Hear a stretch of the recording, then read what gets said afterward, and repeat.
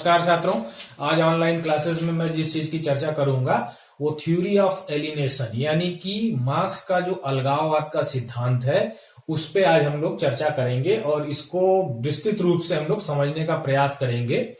जैसा कि BA final year के सिलेबस में मार्क्स की कई थ्योरियां हैं, जिसमें एक थ्योरी ऑफ एलिनेशन जिसको हिंदी में कहते हैं अलगाववाद का सिद्धांत, इस सिद्धांत पे आज हम लोग विस्तृत रूप से चर्चा करेंगे। ठीक है, चलिए छात्रों, तो इस क्लास को कंटिन्यू करते हुए हम लोग जिस चीज पे चर्चा करने वाले थे अलगाववाद का सिद्धांत, जो कि आज हम अकॉर्डिंग टू मार्क्स देखेंगे कि मार्क्स के सिद्धांतों में जो अलगाववाद का सिद्धांत है, इस सिद्धांत में मार्क्स ने क्या चीजें बताई हैं और किस तरीके से ये हमारे सोसाइटी में और लागू भी होता है और एक तरीके से हम किस तरीके से इसको रूबरू होंगे इस टॉपिक पर।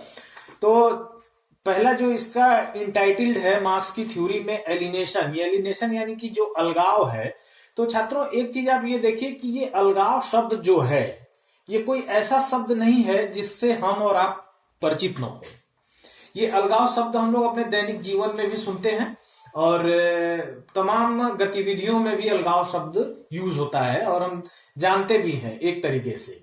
तो अलगाव शब्द को अगर हम इस तरीके से संधि विच्छेद करें तो अ प्लस लगाव, यानी कि किसी चीज से हमारा लगाव जब कम हो जाता है, किसी भी परिस्थिति से, किसी भी व्यक्ति विशेष से या किसी वस्तु विशेष से जब हमारा लगाव कम होता है तो वहां अलगाव की स्थिति आती है। तो छात्रों अब इसमें हम देखने वाली बात है कि ये इतना बड़ा थ्योरी कैसे बना और मार्क्स ने इसमें क्या क्या चीजें बताई हैं। ठीक है, तो पहली चीज तो मैं एक चीज आप लोगों को बता दूं, दैनिक जीवन में जैसे हमारे आपके सभी लोगों के जीवन में एक चीज हमारे साथ जो घटित होती है, अक्सर किसी से किसी बात पर हमारी आइडियोलॉजी मेल नहीं खाती, एक्टिविटी मेल नहीं खाती, या हमारा लाइफ स्टैंडर्ड या किसी दूसरे का लाइफ स्टैंडर्ड या इकोनॉमिकल स्टेटस, ये तमाम तरीके की चीजें होती हैं जिससे कभी कभी मेल नहीं खाता है। तो हम उससे अपने आप को थोड़ा अलग महसूस करते हैं या अलग करने का प्रयास भी करते हैं। तो लेकिन छात्रों अब ये थ्योरी के रूप में कैसे इतना प्रबल हुआ और लोग इस पे कैसे चर्चा किए और मार्क्स साहब ने किस तरीके से इस चीज पे अपना कार्य किया। तो सबसे पहले तो हम आपको एक चीज ये बता दें कि मार्क्स की जितनी थ्योरी है, मार्क्स की आप एलिनेशन थ्योरी, वर्ग और वर्ग संघर्ष, द्वंद्वात्मक भौतिकवाद, ऐतिहासिक भौतिकवाद, या जितनी भी मार्क्स की थ्योरियां हम देखते हैं या पढ़ते हैं उसमें कुछ शब्द ऐसे हैं जो प्रत्येक थ्योरी में आते हैं छात्रों। तो वो शब्द क्या क्या हैं, जैसे पूंजीवाद, पूंजीपति, सर्वहारा, बुर्जुआ वर्ग, वर्ग, वर्ग संघर्ष, अलगाव, ये कुछ ऐसे शब्द हैं जो मार्क्स की प्रत्येक थ्योरी में आते रहते हैं। तो ये जो अब हम अकॉर्डिंग टू अलगाव मार्क्सिस्ट थ्योरी के इसमें देखेंगे तो हम इससे कहीं अलग न जाकर के इसी परिप्रेक्ष्य में इसमें चर्चा करेंगे। और मार्क्स साहब के साथ एक बात ये बता दें कि पूरा जीवन इन्होंने जिस पे काम किया वो इन्होंने मजदूर वर्ग यानी कि जो हमारा सर्वहारा वर्ग है इस पर इन्होंने पूरा जीवन कार्य किया था। इसीलिए इनको इंटाइटल्ड रूप में मार्क्स को हम कहते हैं अंतर्राष्ट्रीय सर्वहारा वर्ग के महान शिक्षक और नेता का इनको दर्जा दिया जाता है। और इन्होंने जितना कार्य इन्होंने किया शायद उस समय से लेकर के और आज तक सर्वहारा वर्ग पे उतना ज्यादा किसी ने काम नहीं किया है या उतना ज्यादा लिखने का काम किसी ने नहीं किया है। तो अब ये जो अलगाव शब्द पे हम आते हैं तो आप कभी कभी जैसे आपके ही जीवन में होता है, हमारे ही जीवन में होता है कि किसी से किसी तरीके के असंतुलित व्यवहार या असंतुलित क्रियाकलाप के आधार पे हम उसको अलग महसूस करने लगते हैं, अपने आप को उससे अलग करने के प्रयास करते हैं। लेकिन कभी हमने ये भी सोचा है कि हम तमाम गतिविधियों में, तमाम अवरोधकों में, कभी कोई व्यक्ति जैसे ये कहता है कि सर मैं फला व्यक्ति से बात नहीं करना चाहता, उससे मैं संबंध नहीं बनाना चाहता या संबंध नहीं रखना चाहता क्योंकि उससे मेरा व्यवहार जो है वो संतुलन के रूप में नहीं आता है। तो ये तो बात समझ में आती है कि आप किसी से नाराज हो गए, सपोज दैट आप अपने परिवार में ही अपने माता पिता, भाई बहन, दोस्त, इष्ट मित्र या किसी से नाराज हो जाते हैं किसी बात को लेकर के। जैसे आपने अपने दोस्त से ही कहा कि चलो आज यहाँ घूमने चलते हैं, वो किसी बात पे मना कर दिया, तो हो सकता है कि आप उससे थोड़ा देर के लिए रूठ जाते हैं या फिर उससे कहते हैं कि यार तुमने मेरी बात नहीं मानी। तो इस तरीके की चीजें हमारे दैनिक जीवन में होती रहती हैं। लेकिन कभी क्या आपने ये सुना है कि कोई व्यक्ति ये कहता हो कि मैं किसी और से नहीं बल्कि स्वयं से ही बड़ा परेशान हूं और मैं स्वयं से ही नाराज हूं? तो ये स्वयं से नाराज, ये शब्द जो है कि हम स्वयं से ही नाराज हैं, ये कहां से उत्पन्न हुआ? ये हमारे मनोमस्तिष्क में, हमारे साइकोलॉजी में या हमारे सोसाइटी में ये कहां से आया? ये बात सोचने वाली बात होती है कि इस पे हम गहन रूप से सोचते हैं कि ये आखिर हमारे जीवन में किस तरीके से आया। ठीक है, तो ये आया कैसे और ये हमारे जीवन में पदस्थापित कैसे हुआ, इस चीज पे हम चर्चा करेंगे। लेकिन हमारा चर्चा जो है, या हमारी बहस जो है, ये मार्क्सिस्ट परिप्रेक्ष्य में ही होगी, यानी कि मार्क्स के थ्योरी के अकॉर्डिंग ही होगी और उसी के परिधि के अंदर होगी। ठीक है, तो मार्क्स का जो अलगाव का सिद्धांत है, अलगाव शब्द जो मैंने पहले भी कहा, आप जानते भी होंगे, जैसे दो भाइयों का अलगाव हो भी सकता है, दो परिवारों का अलगाव हो सकता है, दो समाजों का हो सकता है, दो देशों का हो सकता है।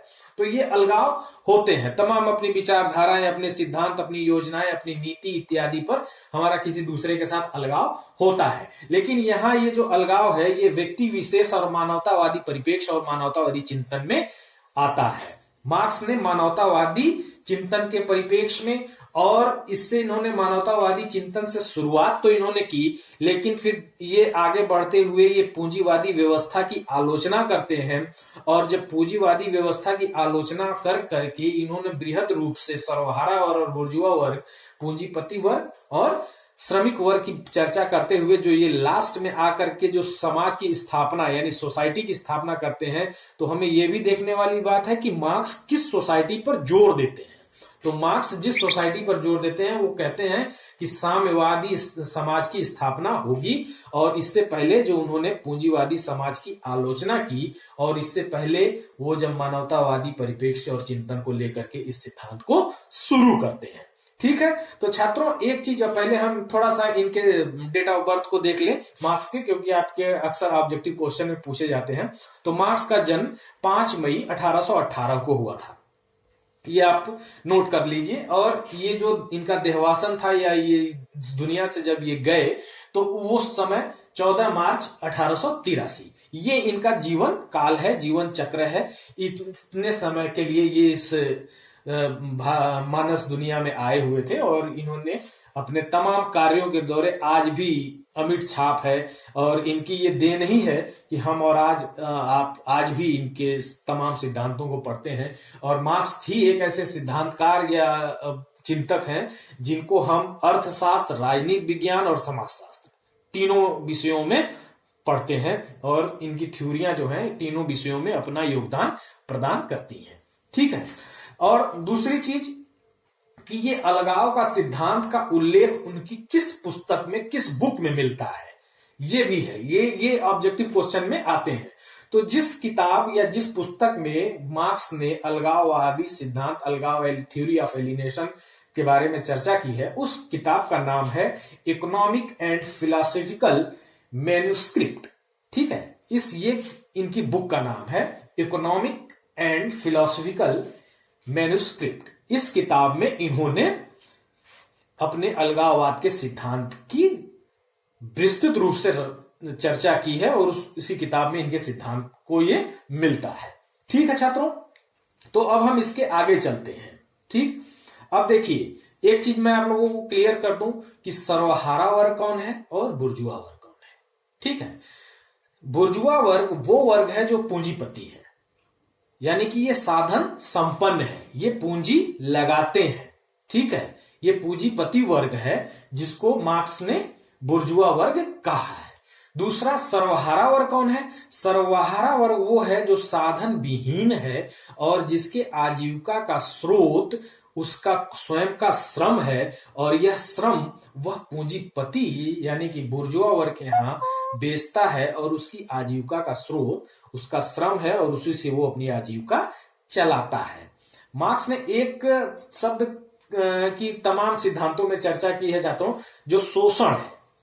यानी कि वो शोषण की जो चर्चा करते हैं, शोषण शब्द को बार बार प्रयोग करते हैं, तो ये शोषण किसके द्वारा है, किसके साथ है, ये भी सोचने वाली बात है और समझने वाली बात है। तो मार्क्स कहते हैं कि पूंजीपति वर्गों के द्वारा श्रमिक वर्ग यानी कि सर्वहारा वर्ग का शोषण होता है। ये बात वो सरप्लस वैल्यू में कहते हैं, जो उनका एक बहुत ही महत्वपूर्ण सिद्धांत है, सरप्लस वैल्यू, अतिरिक्त मूल्य का सिद्धांत, जिसमें वो कहते हैं कि ये जो सरप्लस वैल्यू निकल करके वस्तु का आता है, ये इस पे पहला राइट, पहला अधिकार जो होता है वो मजदूर वर्ग, सर्वहारा वर्ग का होता है, लेकिन पूंजीपति वर्ग जो होता है इसको खा जाता है, इसको दबा देता है। इसी से उसके दिन प्रतिदिन ग्रोथ उसका होता है, विकास होता है, और उसी मुनाफे के ढर्रे पर पूरा का पूरा पूंजीपति वर्ग यानी कि बुर्जुआ वर्ग जो है वो खड़ा होता है। ठीक है, अब आप ये देखिए कि अलगाववाद के सिद्धांत में जैसे कोई भी व्यक्ति किसी भी कल कारखाने या फैक्ट्री में वो काम करता है, तो एक ऐसी स्थिति कार्य करते करते उसकी आती है कि वो एक यंत्र की तरह काम करता है सिर्फ, यानी कि वह उत्पादित वस्तु और संचार प्रणाली या उत्पादन प्रणाली और उत्पादित वस्तु से वह तारतम्य यानी कि अपनापन या उससे प्रत्यक्ष रूप से संपर्क स्थापित नहीं कर पाता। एक एग्जांपल मैं यहां आपको देना चाहता हूं कि सपोज दैट, जैसे कि आपकी माताजी है, अगर यही माताजी जो एक घर में गृहिणी है या एक फैक्ट्री में क्रमिक है या काम करती हैं, तो अगर एक माँ अपने बच्चे के लिए अगर स्वेटर का निर्माण करती है या स्वेटर बनाती है, तो सबसे पहले वह अपने उस बच्चे के बारे में क्या सोचती है और उस उत्पादित वस्तु के बारे में किस तरीके से कार्य करती है। मैं इसको समझाने से पहले आपको इस एग्जाम्पल के द्वारा, उदाहरण के द्वारा समझाना चाहता हूं। जब एक माँ अपने बच्चे के लिए स्वेटर बनाती है सपोज दैट, तो वो सबसे पहले अपने बच्चे के रंग रूप कद काठी के बारे में ध्यान देती है, और उसी के अनुसार जो उसके रंग रूप कद काठी से मैच करता हो उस तरीके के कलर का चुनाव, उस तरीके के डिजाइन का चुनाव, उस तरीके के निर्माण करने के पद्धति को वो अपनाती है, और उस तरीके का वह उत्पादन करती है या अपने बच्चे के लिए बनाती है। तो यहाँ पे अब जब वह उत्पादित वस्तु उस बच्चे के पास पहुंचता है, तो वो बच्चा भी अपने माँ के प्रति एक श्रद्धा भाव की भावना प्रदान करता है या स्थापित करता है, उससे स्नेह स्थापित करता है, और वह माँ भी उस उत्पादित वस्तु को एक अपनेपन के भाव से देखती है। लेकिन जब यही माँ एक किसी फैक्ट्री या कल कारखाने में जाकर के उसी तरीके का स्वेटर उत्पादन करती है या बनाती है, तो वह उत्पादित वस्तु से उस तरीके का तारतम्य स्थापित या अपनापन या स्नेह स्थापित नहीं कर पाती है। उसके पीछे कारण क्या है? कारण ये होता है कि घर में वो जो अपने बच्चे के लिए उत्पादित करती है, उसे वह पता है कि यह उसके स्वयं के बच्चे के लिए है और वह बच्चा इसको कैसे पहनेगा और ये उसके साथ क्या करेगा। जबकि फैक्ट्री या कल कारखाने में उत्पादित उस वस्तु को उत्पादित करने पर वह माँ उस चीज को ये नहीं जानती कि ये उत्पादित वस्तु किसके पास जाएगी और वह इसके साथ कैसा व्यवहार करेगा या कैसा तरीके से इसको पहनेगा या रखेगा। तो बहरहाल ये दोनों चीजों उत्पादित वो चीज एक ही हो रही है, लेकिन समय, देश काल और परिस्थिति और व्यक्ति के साथ उसकी मनोदशा बदल जा रही है। तो सबसे पहले मार्क्स के अलगाववाद के सिद्धांत में श्रमिक वर्ग जो है उत्पादन प्रणाली से अलगाव महसूस करता है, यानी कि वह उस संस्था से अपने आप को पूरी तरीके से मतलब अपने पूरे मनोमस्तिष्क और अपने हाव भाव से उस चीज को जोड़ नहीं पाता। वह सिर्फ उसकी एक अपने आप को एक इकाई मानता है जो उत्पादित वस्तु के मशीनी तंत्र के रूप में कार्य करती है, और ये उसकी रचनाशीलता पर कहीं ना कहीं प्रश्न चिन्ह भी लगता है। जैसे कि मार्क्स ने कहा था कि प्रत्येक व्यक्ति जब जन्म लेता है तो उसमें कुछ न कुछ रचनाशीलता होती है। आप देखिए कि कुछ लोग बहुत ही अच्छा गला उनका बहुत अच्छा होता है, बहुत अच्छी तरीके से गाते हैं। कुछ लोग जैसे दौड़ते हम भी हैं, लेकिन तुलनात्मक रूप से किसी अन्य व्यक्ति की स्पीड हमसे ज्यादा होती है।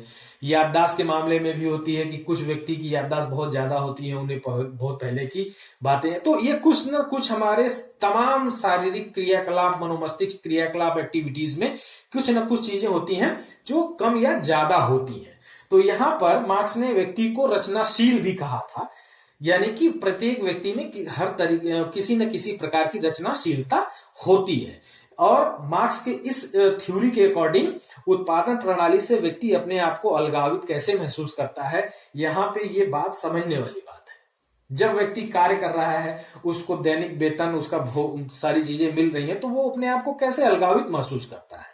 इसमें एक बहुत बड़ा कारण ये होता है छात्रों कि व्यक्ति चीजों को उत्पादित तो करता है, लेकिन उस चीज से वो संबंध स्थापित नहीं कर पाता। आखिर वो संबंध स्थापित क्यों नहीं कर पाता? क्योंकि वह एक ही तरीके का कार्य पिछले 10 या 15 या 20 सालों से कर रहा है और उसकी स्वयं के दैनिक जीवन, उसके स्वयं की सामाजिक संरचना, आर्थिक स्थिति, भौतिक स्थिति, सामाजिक स्थिति या तमाम तरीके की जो स्थितियां हैं, उसमें किसी भी तरीके की पदोन्नति नहीं होती है या किसी भी तरीके का विकास नहीं होता है। वह सिर्फ एक यंत्र की तरह कार्य करता है। यानी कि उसके मुनाफे पर वह जब देखता है कि पूंजीपति वर्ग दिन प्रतिदिन अच्छी स्थिति में, अच्छी भौतिक स्थिति में, सामाजिक स्थिति में, राजनीतिक स्थिति में, तमाम चीजों में वो चला जा रहा है, लेकिन वह पिछले 10 साल या 15 साल या 20 साल जहां था वहीं आज भी है और उसकी अपनी जीवन स्थिति में, अपने आसपास की भौतिक स्थिति में, अपने पारिवारिक स्थिति में किसी तरीके का परिवर्तन नहीं हो रहा है, तो वो कहीं ना कहीं इन चीजों से अपने आप को पृथक महसूस करता है। सपोज दैट आप ही के क्लास में अगर किसी एक छात्र को आप बहिष्कार कर दीजिए, सारे छात्र उससे बोलचाल बंद कर दीजिए, उसकी मनोस्थिति ऐसे ही असंतुलित हो जाएगी। तो ये बहुत बड़ा कारण है अलगाववाद के सिद्धांत में, जो कि श्रमिक वर्ग, सर्वहारा वर्ग के साथ उत्पन्न होती है। तो सबसे पहले इसकी शुरुआत उत्पादन प्रणाली से होती है। उत्पादन प्रणाली यहां कहने का मतलब आप ये भी समझ सकते हैं कि संस्थागत से भी हो सकती है, यानी संस्था से भी हो सकती है। व्यक्ति जहां कार्य करता है वहां के व्यवस्था से, वहां के सिस्टम से वो अपने आप को स्थापित नहीं कर पाता और उससे अपने आप को धीरे धीरे अलग महसूस करता है। ठीक है। दूसरा जो इसमें आता है मार्क्स के हिसाब से कि प्रकृति से अलगाव, यानी कि नेचर से हमारा किस तरीके से अलगाव महसूस होता है।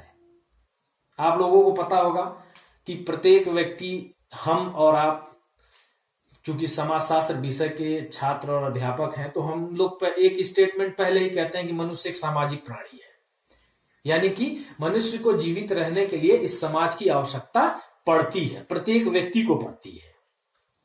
और इसी में कहा भी गया है कि जिस व्यक्ति को समाज की आवश्यकता नहीं पड़ती, निसंदेह वह या तो भगवान है या पशु है। ठीक है। तो हमें इस समाज की समाज की आवश्यकता जरूर रूप से पड़ती है। अब ये जो प्रकृति से अलगाव कहने का मतलब यहाँ क्या है, ये हमें समझने वाली बात है कि आखिर मार्क्स किस तरीके से कहते हैं कि प्रकृति से अलगाव महसूस होता है।